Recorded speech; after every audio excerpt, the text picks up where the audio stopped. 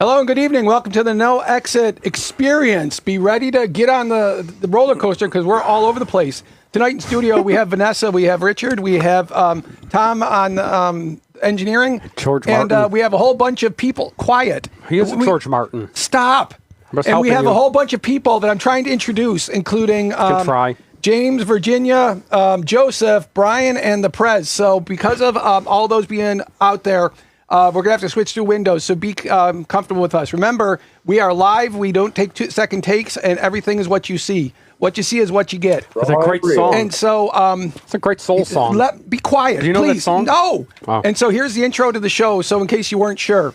Welcome to the No Exit Experience, the VIP lounge of the human psyche, a claustrophobic K-pop train wreck where the only currency is interruption and where the knowledge that other people are the ultimate acid trip you can never come down from. There's no escape hatch, quiet, no final judgment, just eternal miserable dialogue, a nonstop three-ring circus of psychological torture, where the only bartender is pure, unadulterated experience. Hey, I'm the bartender. So what that means is hit it like a truck. So what's your... Like Tony? You get 2 minutes for the... like a truck. Start, okay. Whatever you... Where's the images, Tom? I don't see them. I need the images to make this work. Oh, hold on. We got to get the images up for me to do this part. You have 2 minutes to do it. I need the images. I know, but you have 45 seconds Well, to get anyway, I'm your bartender. This is the Bar of the Future here. I had a great graphic I made for the Bar of the Future. We want Pete Loga to come on really bad, and he loves booze, and so do we. This is Polish cough syrup. We all are sort of feeling under the weather and a bit sick. Which one? There it is. I want to spread some holiday cheer. Okay, there it is. Excellent. You put it up. Good work. Yeah. So you have 2 minutes.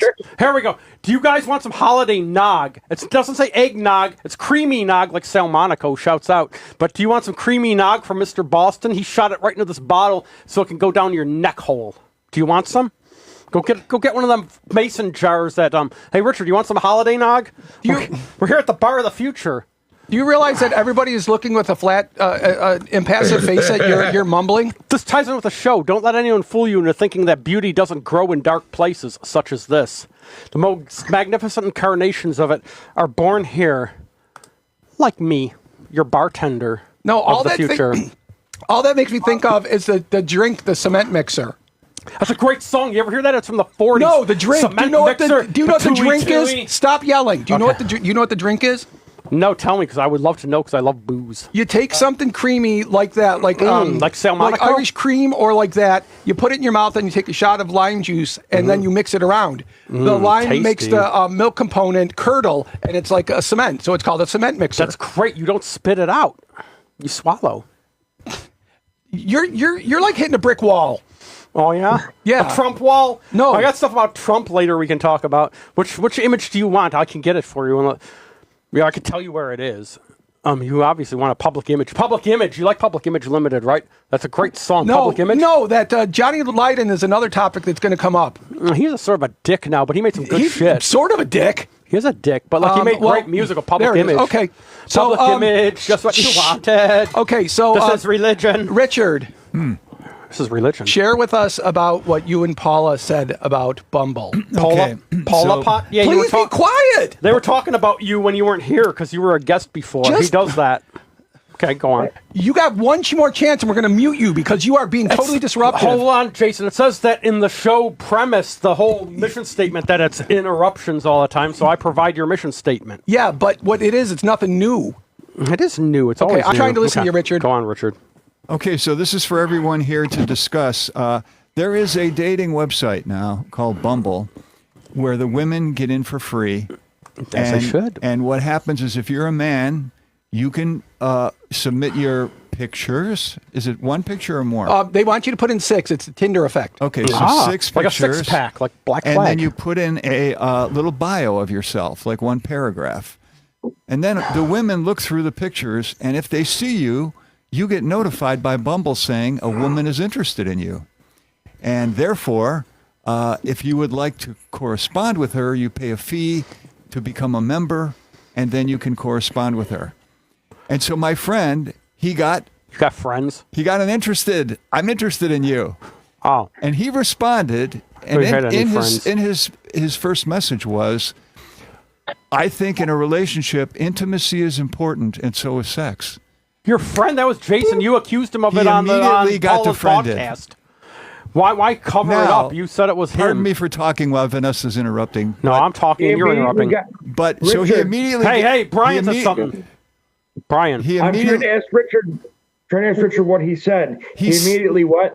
He immediately was disconnected. Like, I don't want to have anything to do with you anymore. You're defriended. One strike and you're out. And so he said... Okay. He said, I must have said the wrong thing. And which made me wonder, what is the right thing to say to the woman who is interested in you? The truth. Well, there's an old saw that I've known for 30 years. If she likes you, you can't say anything wrong. If she doesn't like you, you can't say anything right.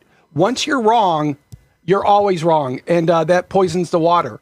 You're all wrong. And because, and the thing that gets me is what they do is there are pre-built questions for you to answer. Like, if you were going to cook for me, what would you have? Or what would you make me? Or what secret gift do you have? Things like that. And don't put that up there. Girl for girl. And so the idea is to force you, to snap you into a framework of interesting conversation. Good luck. Now, what does everyone else say? Is there the right thing to say to the woman who is interested in you? I'll tell you. Well, the truth. Let's ask Brian. Truth. That's what's right. Brian's the youngest guy here. Let's ask him. I'm the youngest. I'm the Maknae. I don't think anything should be predetermined. What about like Puritan? Don't ask James. We'll get to you, James. Yeah, James. I want to hear what James says. James is fun. Come on, James. Tell us. Days all bitches. Hey. He should have just said, "Hello, may I be graced with the opportunity to shower you with thousands of dollars just for the possibility of seeing you smile with no further return." That doesn't work. I mean, before I became a doctor, a woman said, once you become a doctor, women will line up for you. No. If you're funny, the women like it. No.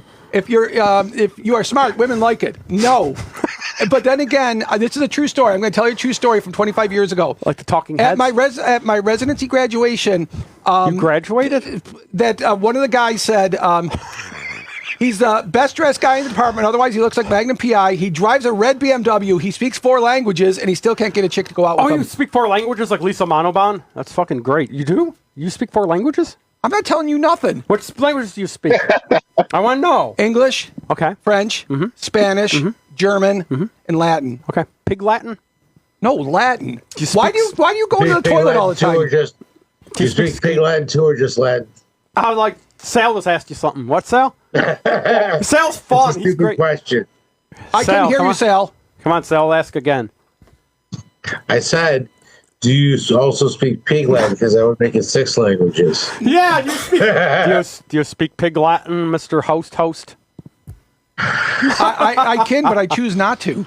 Okay, that's fair. That's a fair answer. So I got 6 languages. Pig Latin came from people that were polloi, that were proletarian, that wanted to sound intelligent because they couldn't speak Latin, so they pretended to sound I want to get into this language thing for a second. All right, so you can speak all those languages, but do you think it's like do you have more respect for someone who can speak a language that's really different from those? Those all use that Roman sort of Latin alphabet. I mean, like you have Thai, Korean, Chinese, Japanese, and English. If you could speak those 5, do you think that would be more impressive than speaking 5 languages that have the same alphabet? You barely speak 1 language, so any language that anybody speaks besides English is good.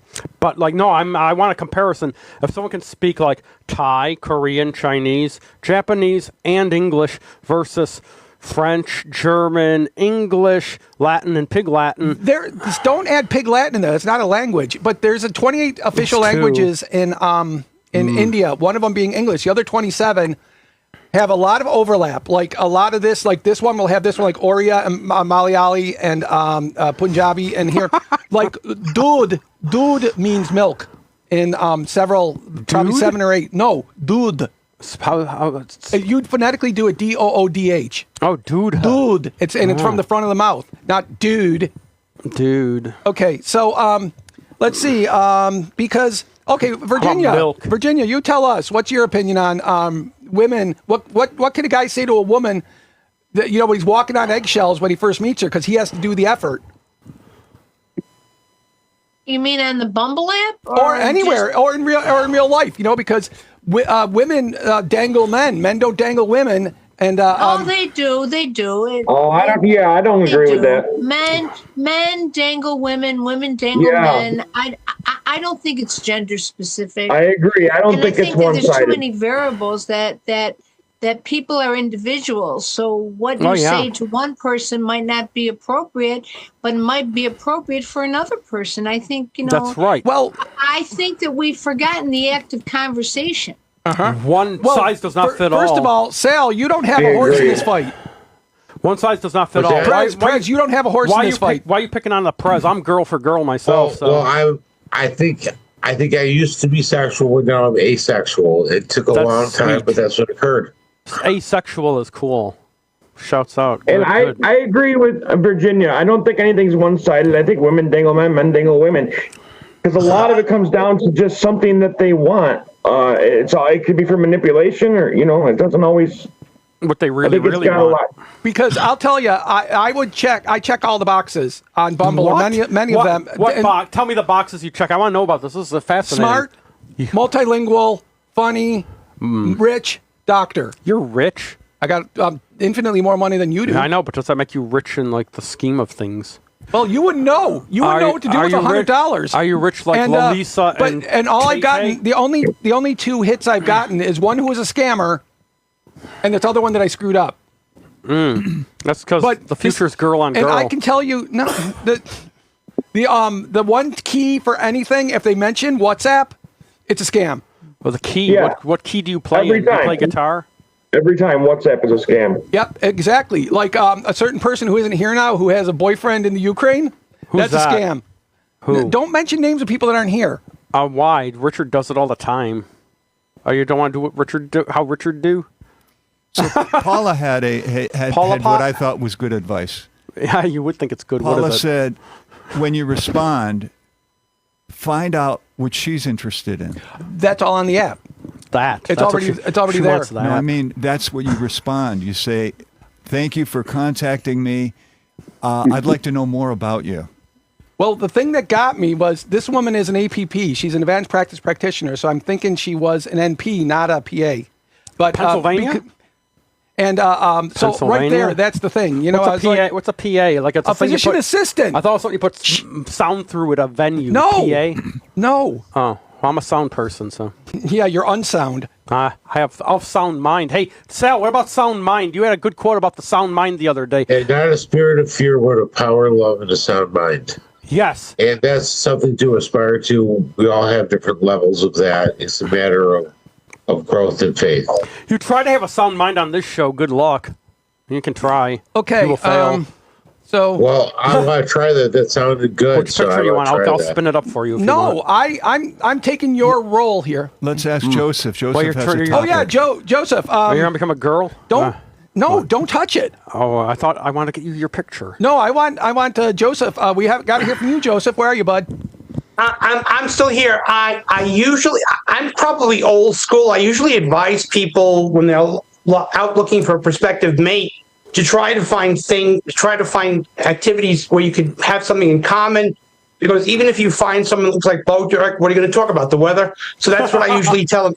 Expand the net to find like-minded people first, and then you build on that. That's just my 2 cents. That's what my father used to do. But that's like the advice that Dan Aykroyd gives in Trading Places. Buy low, sell high. I wish I would have thought of that. Of course, that's the thing. But if you stick to the script, you might accomplish something. What script? The script is find out what they're interested in, find a common interest, and then move on to bigger and better things. You also don't have to be with them all the time. You got to have your own space. You have your own friends. What? Virginia? I think the key here in any type of dialogue with anyone is to be authentic. You don't want to be spewing things that aren't true about yourself. No, but your interests are true about yourself. Yeah, like he says he's charming. Oh boy. I'm charming. I love you. You know what I never have to say? You're my buddy. I'm this or I'm that. And repeat it and reiterate We're it and recapitulate it again. We're a great comedy team. Recapitulate it again. That's redundant, and it's repetitive, too. Well, I had to get through your thick skull because you weren't listening. It's got Trump wall. Is it try to get through the Trump wall. I knock on it, get over the border. Now, I want to go. I want for your next sauce. topic, Joseph has a fresh topic. You want to go to me now? Is it funky fresh? Do we have a graphic for it? Say again. Are you ready for mine? I'm going to put it on as I'll put it in the comments. I'll also read it. This has to do with when you're filing a restraining order against someone. My wife. My wife. Yes. The thing is, does it go both ways? So if you're filing a restraining order against someone, relief varies depending on the type of order issued. It is important to remember that victims cannot violate their own orders of protection because these orders regulate only the offender's behavior, not the victim's. In layman's terms, that means a petitioner can contact the target of the restraining order with impunity, and in some cases even trick them into a violation which leads to an arrest, which I think is extremely interesting because it doesn't make sense. That something that someone told me, don't ever go in without a lawyer because people think they have a concept of right and wrong. Right and wrong has nothing to do with the law. Has nothing to do with the law. Right, exactly. Yeah, Richard. And I like your D7 behind you. I have a Katinga that looks like that. That looks like Star Wars stuff. No, that's Star Trek. That's a D7. Hey, Sal Monaco's on that. Where is he? He's up there. And so the thing that I wonder though about, I have a lot in common with Sal Monaco. That's why we get along so well. He's really delightful. I like him. That's why, Joe. That's the thing that I wonder about because say I have, or you have a restraining order against me, but if you walk up to me, don't you put me in violation? If you walk up to me, if I'm the one that has the order against me. And you walk up to me, doesn't that put me in violation? Yes, it's technically it shouldn't, but it does technically. Yeah. Doesn't it? It doesn't always work. But I did a little research on it. Unless the judge specifically mentions it as a mutual. Just one way. Like you put the order on me, so I'm the one that is restricted. But if you walk up to me, do I have to walk the other way? I would imagine so. Yeah, because even if I had one against you, and I was trying to get you to react by coming close to you. Yeah, I would imagine that you would still have to go. Yeah, because it was like all those sexual offenders that had to live under highway overpasses because all the concentric circles all overlapped, and the only place they'd go if they weren't within 5 foot of a school were under the overpasses. Yeah. Right. It intentionally made them homeless. You got to walk like Pantera. Okay, so this is our next topic about Schadenfreude. See, I found it for you. What is if people don't know, don't touch it. Ne le touche pas. What is it, Missimo? No le toques. I can't touch it. Schadenfreude is a German word that means joy in someone else's failure or pain, and that's the thing. Joy through about work. How did you word it, Richard? Well, my friend had a lot of stress over the Christmas holidays. You have friends, and so what I did is I sent it to our mutual friends. I said, look at all the stress she's going under, and I got an interesting comment from someone. They said, "Why are you sending me this?" And I thought, well, don't you want to know if our fellow friend is in stress? But apparently, some people think if I can't do anything about it, I don't want to hear about it.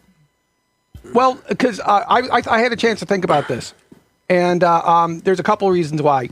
One is I believe, but I'm not a social scientist, but I believe the natural human perception is slightly selfish, slightly on the selfish side.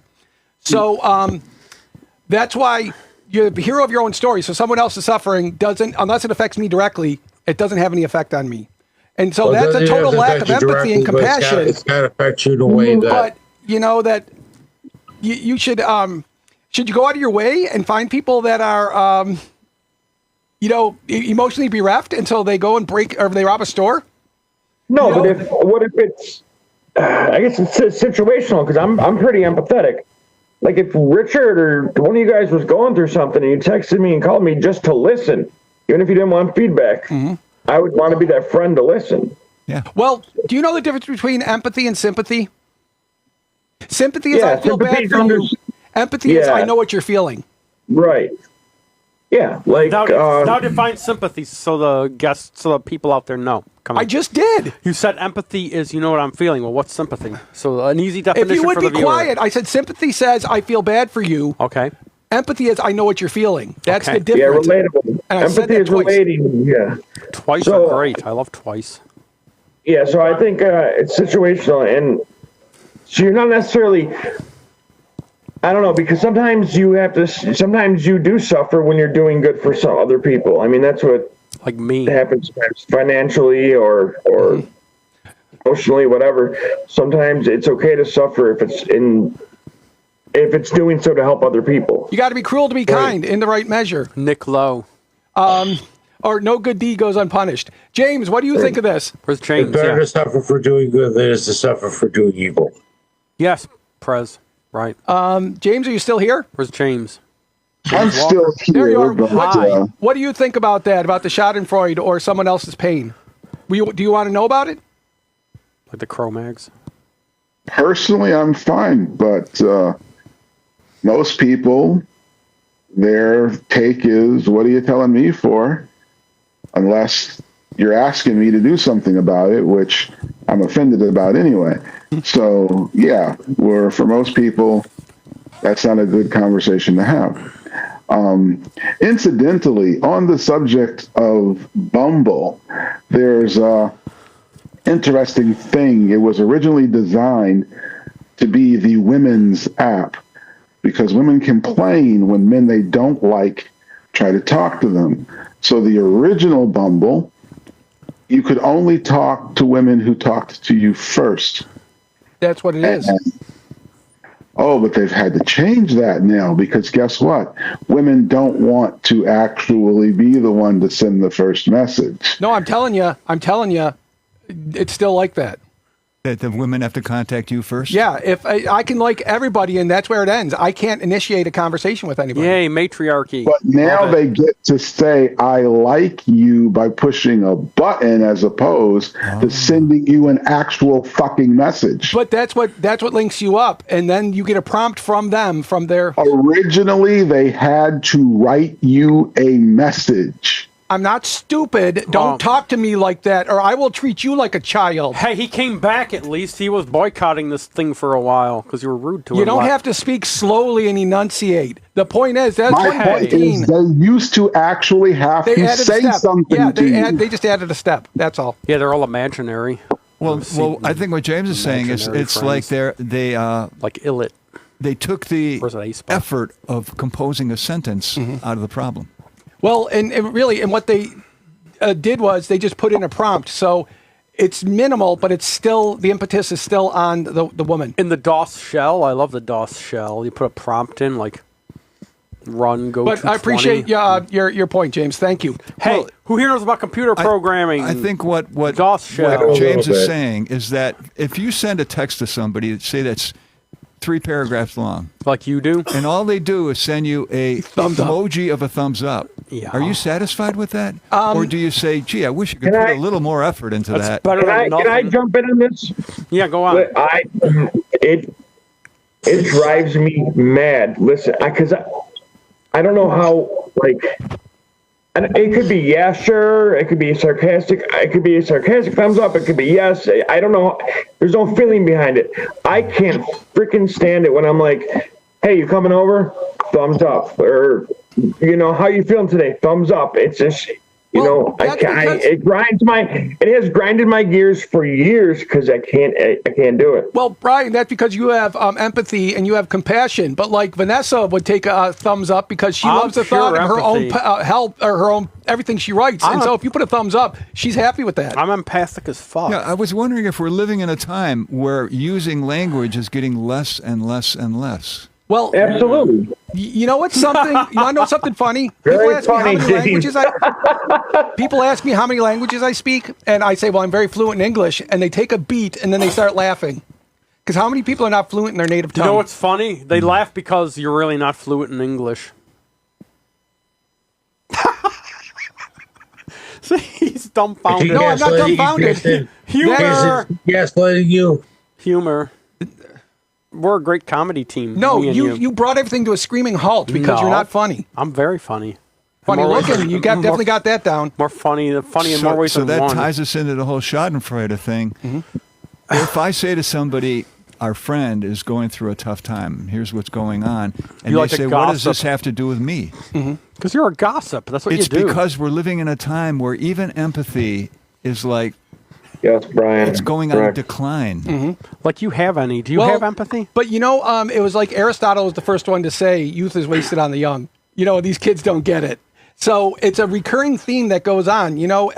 If youth knew, if age could. And so the lack of language, I think there'll be, it's just evolution of language. Because like all of your languages like Italian and French, Portuguese, Spanish were Latin that was accents that became just accented language, and then it became codified. Like I watched a movie. Well, I want to put a point of contention to that because I just watching about how young people believe that verbal violence can justify physical violence because they're of a position that verbal and emotional problems should not be discussed through. They believe that there should be some type of violence associated with being hurt.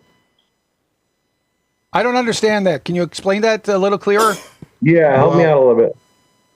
Well, I was watching a video, and basically, if you look at the, I can't remember the name of the generation. There was a generation that millennials.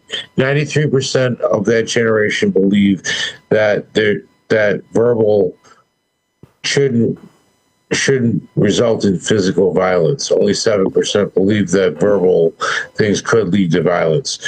More currently, it's 44% that believe that it's okay for physical violence for verbal attack. Well, have you ever seen people get into a fist fight after one says something to another? That's it right there. I mean, that's just individual cases versus percentages are concerning. They're understanding how language is meant to be used is changing, so it's becoming less able to communicate because they might take something the wrong way. Well, the average person, the average English speaker in the U.S. knows about 8,000 words. They use 1,000 words regularly. And that's one of the problems with English, that we have way too many words. I can define upwards of 53,000 words. That's right. And so how does that help? Because if I say you're a prevaricator, well, that wouldn't... Or you tell canards. How about if I just say you're a liar? Yeah, it's like the efficient language. Okay. It's like Latin and Hebrew are very efficient. That's often why spells are cast in Latin, because it's hard to have a double meaning. Latin is a very straightforward, efficient language. That's why they don't teach it in high schools anymore. Because if you learn the etymology, I was talking to Brian and the Prez about etymology of words. They used to teach this in schools until like about 1946. They would teach the root and like the meaning and where the word comes from and what it really means. Like understand. Hey, Prez, you have a point on what the word understand means. Understand, yes. Understand means the legs are holding up the flat part of the table.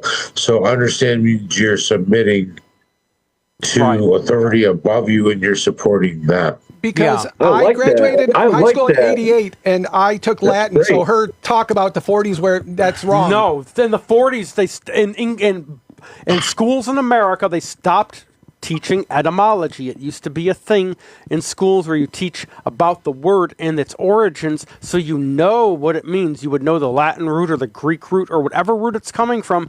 They would bust down words back then. Maybe at your school, I read a huge... They did that a little bit at my school. They did it at my school in suburban Hamburg, and it was a public school. It wasn't a private school. They didn't where I was. You learned Latin? For real?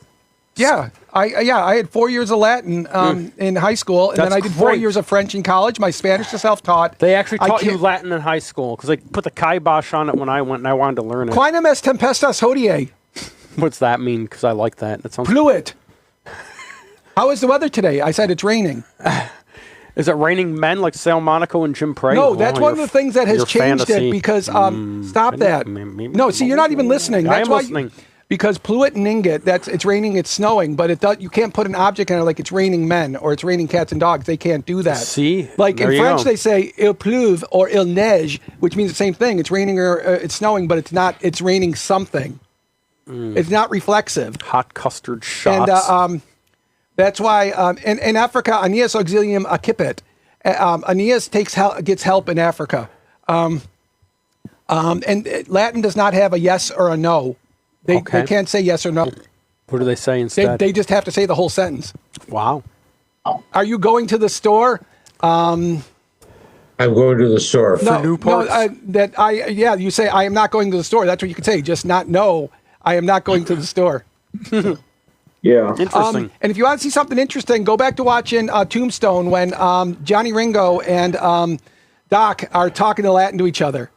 That's actually really cool because their Latin pronunciation is good. Because my last line on this, my last point is, it killed me every time Alex Trebek mispronounced the Latin cogito ergo sum. He'd say cogito ergo sum. All C's and G's in Latin are hard. Mm-hmm. And that's the old joke, you know. Hey, Descartes, you want another beer? I don't think so. And he disappears.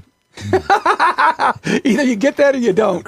We're having fun with Latin. I like this. That said no one ever. It is fun with Latin.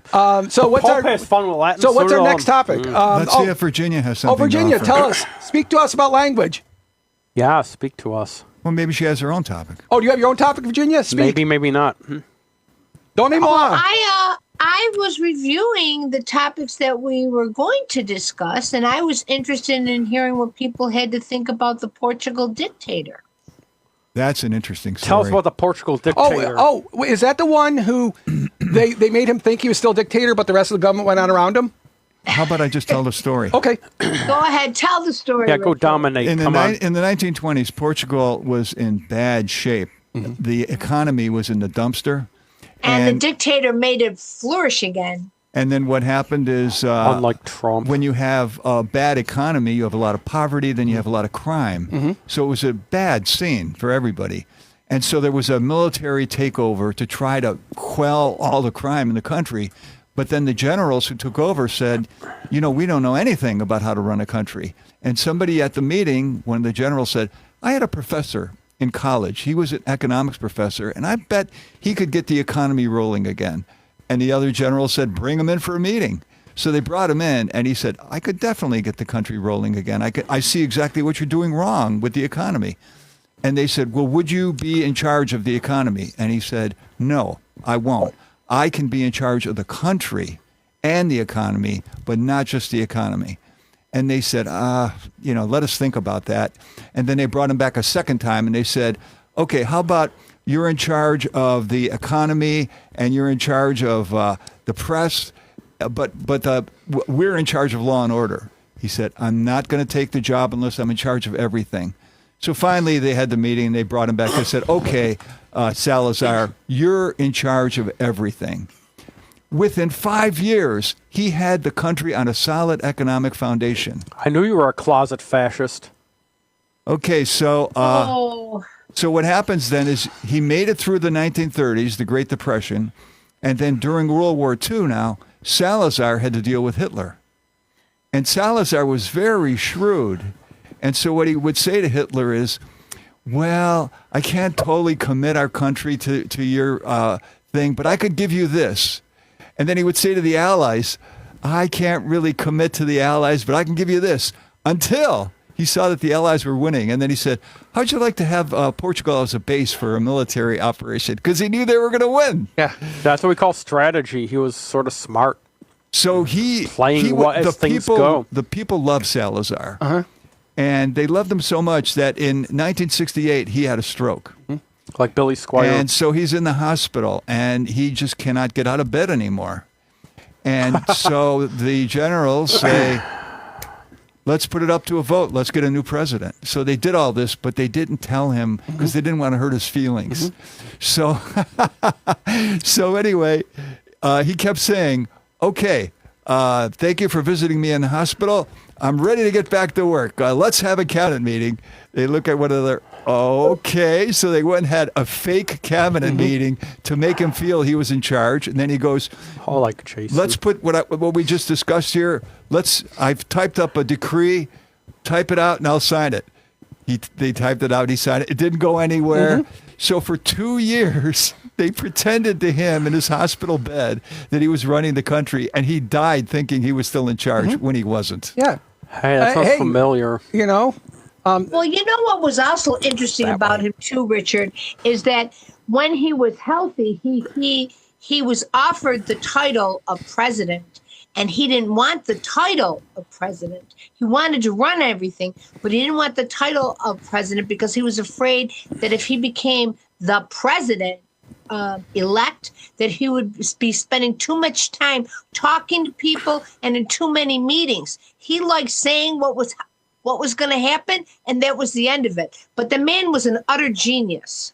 Yeah, I could see your argument because he was an utter genius. He did nothing to enrich himself. Nothing. He lived in poverty. Oh, like and he didn't like making speeches. He didn't like socializing with people. He liked more or less reading and that kind of stuff. Yeah, he was a wonk. He was a policy wonk. Yeah, that, I mean, you know, that, what for? You know, you say, why talk to people? What for? You know, and it works when you know where you're strong, you know, because that's the thing about Dumb Donnie. He knows where he's strong because of his charisma. He's a huckster because Mark Cuban is rich with cash money. The only reason Dumb Donnie is rich is it's all virtual money because it's all in that Trump coin, which has no value behind it except for his charisma. Oh, like Chimewit's charisma. The song by Kiss. Yeah, but no, that. Wait, what do you mean? He invested all his money into this coin thing? Yeah, and that's why it's all blown up. He's gotten $4 billion of value of this Trump coin. He's got all these and he's enriched himself more than any Joe Biden crime family ever did. And, you know, Hunter's computer. Well, how about Jared with his $2 billion investment from the Saudi government into his hedge fund? You know, but no, we don't look at that one. Yeah, and that's why, because Dumb Donnie is like a tornado. When the tornado dissipates, there's nothing left. You know, you have a warm summer day. It's the weirdest thing. And when he dies, there's no successor. Because really, Vance has no charisma. No, he doesn't. Donald Jr. doesn't have any charisma. Just a dumb cokehead. Yeah, but so is Donnie. That's why he smells like shit, because he wears a diaper. That's true. Hey, I got a topic about Donnie. Can we talk about the topic about Donnie? Oh. Since you're talking about Donnie, there's Donnie, but he wrote this thing. I found this really interesting. It says, the only health care I will support or approve is sending the money directly back to the people, with nothing going to the big, fat, rich insurance companies who have made trillions and ripped off America long enough. The people will be allowed to negotiate and buy their own much better insurance. Power to the people, like the John Lennon song. Congress, do not waste your time and energy on anything else. This is the only way to have great health care in America. Get it now. Done now, Donald J. Trump president. And that reminds me a lot of Luigi. It's funny that Trump is sounding like Luigi. What do you think about that? You have to expand more. I don't know what you mean by sound like Luigi. Luigi who he unalived that CEO of the healthcare. Oh, you know, the healthcare. She used the image company. of Luigi from the game. Oh, Mangione. Yeah. Luigi Mangione. Yeah. So I use Luigi because they use that now as an interchange for Luigi Mangione. So what do you think about that? Trump is sounding like Luigi Mangione in that rant that he just spewed. Well, was he calling for violence against CEOs? And I would say that I wouldn't necessarily say Luigi is calling for violence against CEOs as he is critiquing the system itself through his actions. I'm going to paraphrase an instructor at Wharton who said that Donald Trump was the stupidest goddamn student he ever had at Wharton. And so that's why he doesn't know anything about economics like he should. He has a degree in economics from Wharton at Penn.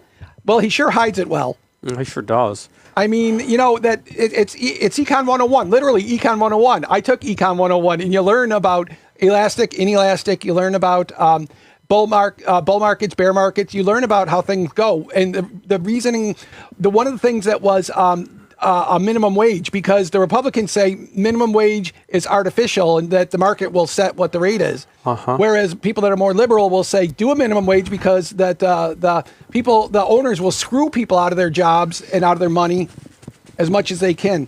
So that's why. What are your thoughts? Brother said that he wouldn't pay employees anything if he could. Well, that's a separate thing, you know that. That's part of what you just said. But that's the idea. That's saying what the market will do, and eventually you could get to a point if there's a job that nobody wants, you can pay enough that somebody will do it. Oh, yeah? But what are some jobs that nobody would want to do? Give us some examples of what you're talking about. Healthcare. Okay. You can't make it. See, rights are internal because healthcare is a right. Somebody has to provide that. And what if nobody will do it? Then economics says you can eventually find a point that somebody will do it but that goes towards infinity. Because healthcare can't. But then who can afford it? Well, that's what I'm saying. That's the whole point. That's why I don't believe healthcare is a right, because somebody has to provide it. Interesting. Sense. You know, like I can treat myself. I do, but because I have specialized training. Okay. You know, so but that's and that's the thing that Trump doesn't even understand that. But you know what he does? I see that at the end of his truths, he says, "Your favorite president," and he puts in parentheses me, like he's not sure. Like somebody who says, "I'm smart, just tell me." I'm charming. I'm charismatic. Like somebody who says that. Who would that be? I wonder. And when you got to sign, when you have to sign your own things, me, you know. Me. So I'm me. But you know that's why I am who I am. Anybody smart to make a difference is what too smart to run for office. What do you think about the points made in the actual article that she read? Yeah. Because that was it talks about giving the money to the people, let the people decide how they spend the money, which is much better because most people spend money in a way that'll benefit them.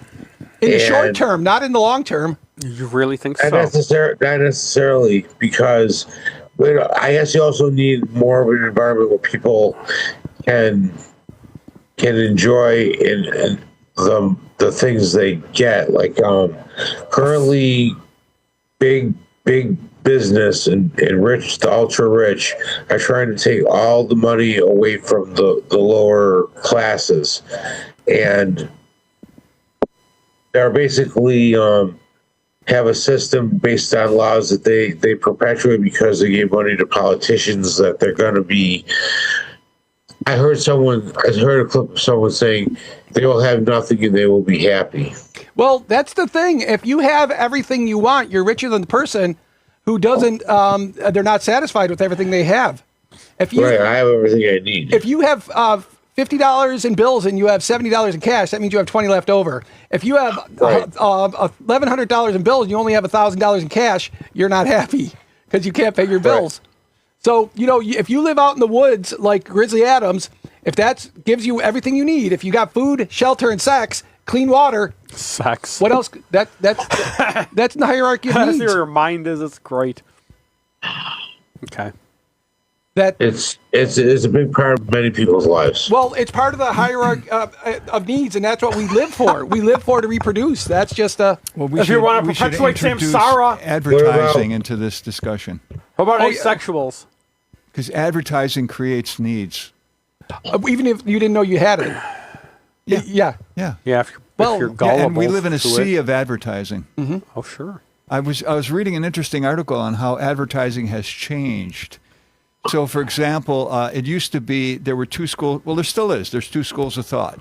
Number one is pay $2 million for 30 seconds during the Super Bowl, and you don't know if you're going to reach your audience. You don't know if they're going to get up and go to the bathroom, right? You don't know, so you're taking a gamble. But the second way is partner.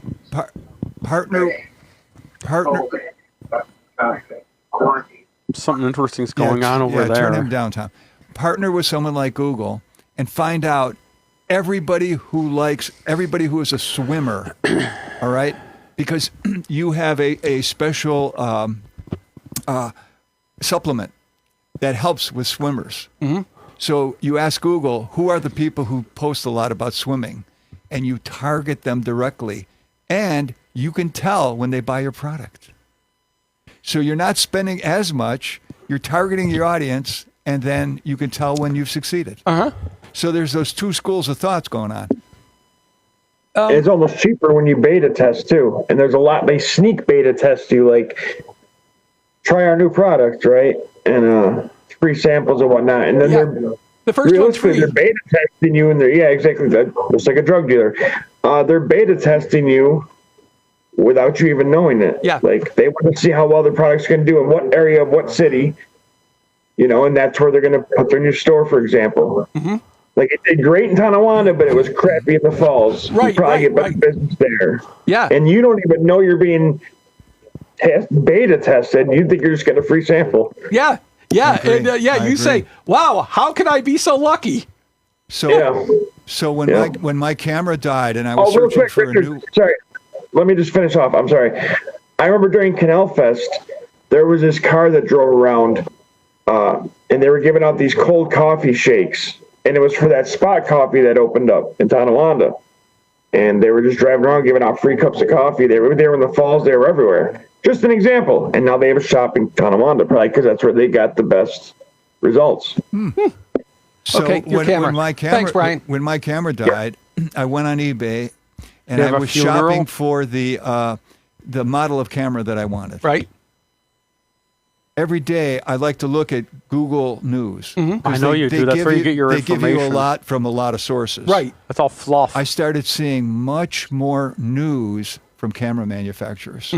And I thought, wow, the whole environment we live in is geared toward advertising. That's because you're hacked, Richard. You're hacked. And, it's like the science stuff. Now, I like to think of myself as a science nerd, but the science was too much for me today. No, we is all your multiple personalities. You're such you're really Pair mean. Legion. You're really mean when you try. Do you know that? I am. Yes, you are. You're very mean. I love you though. And, I don't want to be mean. It was to you. saying about how a peacock's feathers have lasers. That's the thing that, the science was too much for me. But the short story is the same reason why a peacock's feathers has colors as like a blue jay is blue, because it's shifted. It's the way the light refracts. It's not a dye. So if you crush blue jay's feather, it won't be blue anymore. What color will it be? Black or gray? No, actually the melanin is brown, but it just won't be blue. And but a cardinal is red because it's carotenoids in its diet. So if you give it a carotenoid-free diet, they become a much paler pink, almost going towards yellow. But that's the thing that likewise the other animals do that too. That the iridescence and the wavelength thing. So now, James, you like professional wrestling. Do you think when you scroll? Where's James? You're still here, guy? Still here? I don't see him in the gallery. It's just Joe's the only one in the gallery right now. That's a rogues gallery. Dick Tracy. I'm sorry, Joseph. I'm sorry. Where are you, guy? Where are you, Christmas? He's one in the gallery. James is gone. It's just me and Brian, and I think I didn't want to say anything, but he left. He popped out. Okay. Yeah. So anyway, if you like Star Trek, who doesn't? Joseph, do you think that everything you scroll online is geared with more Star Trek content? That that your whole phone is geared toward your preferences? Yeah. It's not an accident. What drives me nuts is the kinds of things I get from YouTube, which is part of Google. All these like-minded YouTube things. It's not an accident. It's the algorithm, and it's Great. So we're in a way we're all could say slaves of the algorithm. Well, yeah, because it's more human than human. That these computers that can when you put them together. These algorithms can move faster than you can, that's like Wall Street. That these computers can make they can buy and sell faster than you can hit a key, millions of shares, and say, look, almost real. Hey, Jason, when do I get to my K-pop thingy? It actually has to do with a lot of sociology more than just K-pop. I thought you were just going to scream and talk over everybody anyways to do it. So, okay, your clock starts now. Okay. Americans like to crow about trade schools these days, and I'm not going to disagree with them. I think going to a trade school is a much better thing than going to a college because that gets you in permadebt. And Americans really don't like it when you circumvent their system. And your system of permadebt is circumvented by people such as Lalisa Manoband to the left and Taylor Swift to the right. They both circumvented the permadebt college system. They knew they were great at music, and they are. They pursued music from a young age. Like, Lalisa was doing stuff from when she was 14. Taylor Swift was performing when she was 10, and they had a lot of support. They didn't need to go to college. So in a way, the K-pop industry is sort of like a trade school, if you think about it, for people who know they are good at music. And why not? So people don't like that. They also have some real friction against people like LeBron James. LeBron James, to me, is a genius in that he was one of the first athletes to bypass the NCAA to be exploited, to fill their coffers. He goes and signs with the Cleveland Cavaliers, professional. He knows that he wants to be a pro basketball player. He's fucking great at it. Daryl Dawkins did that 40 years ago. You don't have your headset on anymore. Hey, put your headset on. I'm talking about things. I told you the K-pop segment, this is very disrespectful. I told you the K-pop segment also ties into sociology and other things, not necessarily just K-pop. Even though you got Lalisa over here who is K-pop, she did it. So did Taylor Swift. So did LeBron James. Hey, this is for you. She's not happy with you. Hey, you also you've insulted the Lalisa. That's not wise. And not only that, you get the angry Chaewon, and she's going to appear under your bed for muting me, buddy boy. So what do you have to say about this, about circumventing the college sham where they get these young kids who don't know what the fuck they're doing, give them to sign papers. You're in permadebt. You're going to the school that's going to do you jack shit. You're still going to be flipping Big Macs for Sal Monaco to eat 7 of them at lunch. You ain't going to do jack shit going to college. What about these people who are good at stuff such as basketball or such as music? And they do that, and that's what they're good at, and they circumvented the lie of college and the college trap. What do y'all think about that? Okay. What you resist persists. So the more you fight something off, like I could tell you, don't think of a pink monkey. I could say it over and over again. That's all you're going to think about. What you resist persists. So if you resist that education or you resist all that, I feel like it's going to be pushed on you more. And you're going to need to pursue it more. So if you just go along with it, I don't understand what you're asking, actually.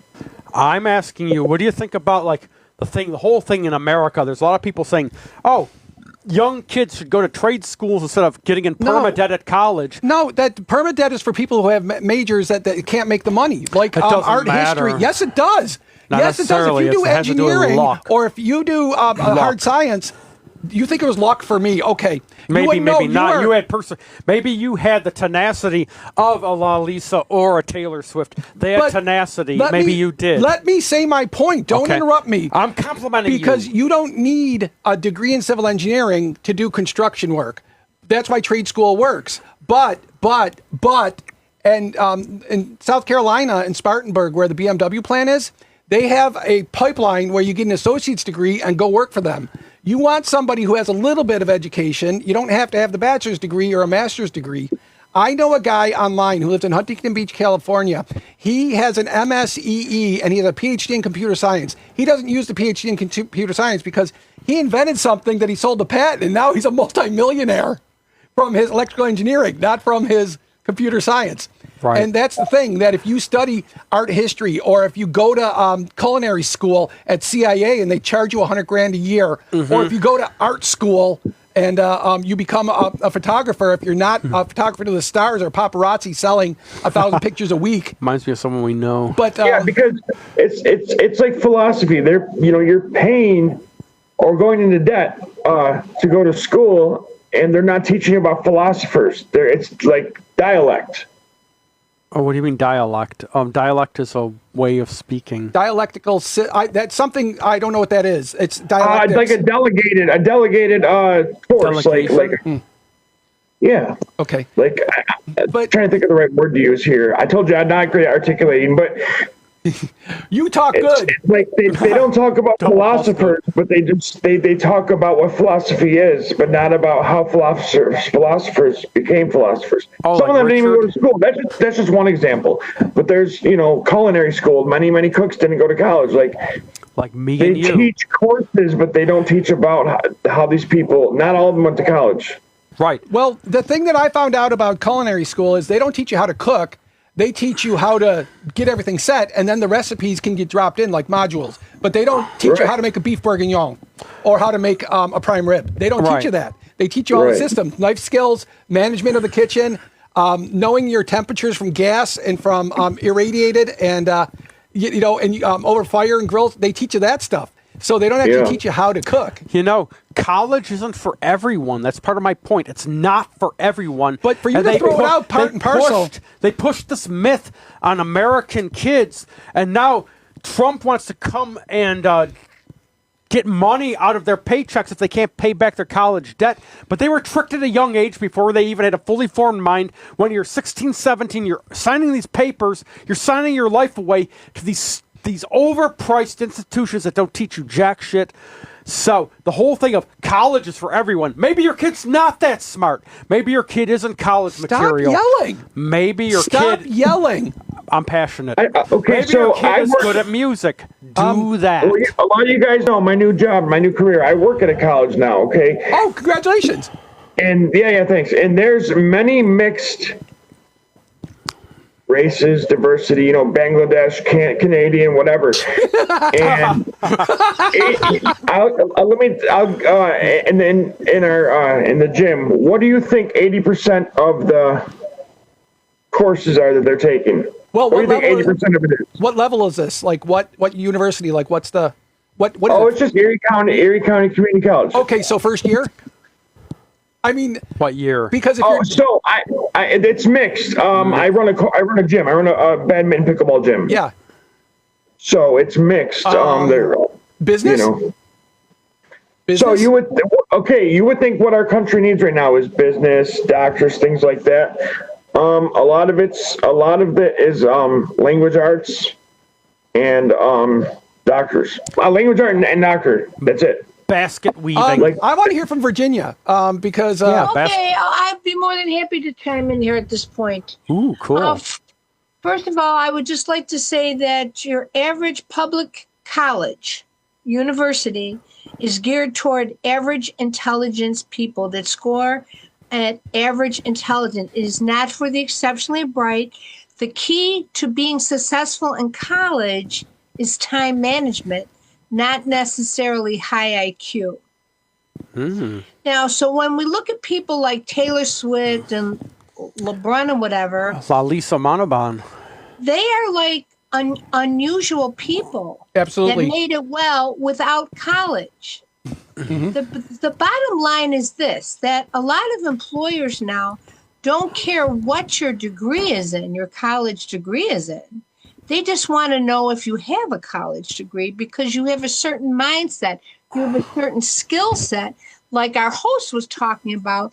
When they go to culinary school, you don't necessarily learn how to cook, but you learn life skills to help you to be successful in cooking. Oh, Mac. Actually, I said knife. So, for somebody, I have a master's degree. In what?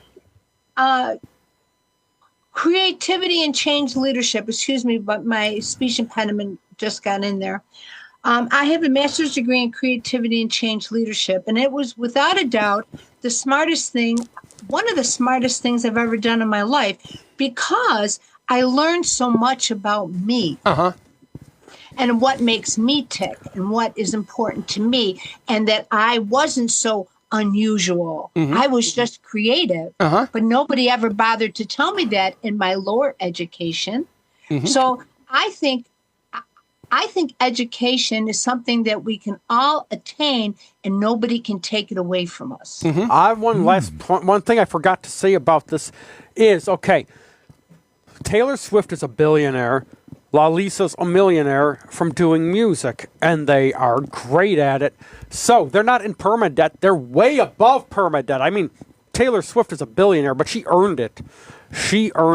So you can go into permadebt, go to college, or you can do, if you're really good at music, pursue that instead. That's infinitesimal. But my last point on your whole screed is... It's a great screed. K-pop is manufactured. Yeah, what is mineral water. No, let me say it. Because like Dasani is made by the Coca-Cola Corporation, that's manufactured mineral water. They take I like it. I drink it. Quiet. I drink it. They take mineral or regular water and they add mag sulfate to it. Mm-hmm. The magnesium makes it smooth, and everybody would be better with 2 grams of mag sulfate IV. I mean, you'd feel better, and it's what gives it the softness. It softens it up, but it's manufactured mineral water. And that's what K-pop is. It's manufactured music. It's not individual. Humans manufacture. That's what we do. We make. We create. No, you're missing the point. Quiet. Let me finish my point. Okay. That they're not organically in the suburbs. I can't even name a city besides Seoul in South Korea. They're not sitting at home making their music. It's manufactured. They put them all together and they engineer it all. There's nothing organic about it. It's phenomenal music, though. It's top notch. It's like Steely Dan. Okay, you got to be quiet because we've got the last 20 seconds. Does anybody have the last? They want to say in 5 seconds. Well done, music. Thanks for having me. Hey, Happy New Year. Thanks for having me. Oh, sorry about that. Thanks for having me. Thanks. We're sorry we missed you, Joseph. I'm sorry to let you out, but we're done. You're freed from the asylum. I'll see you next week. Me, Simone.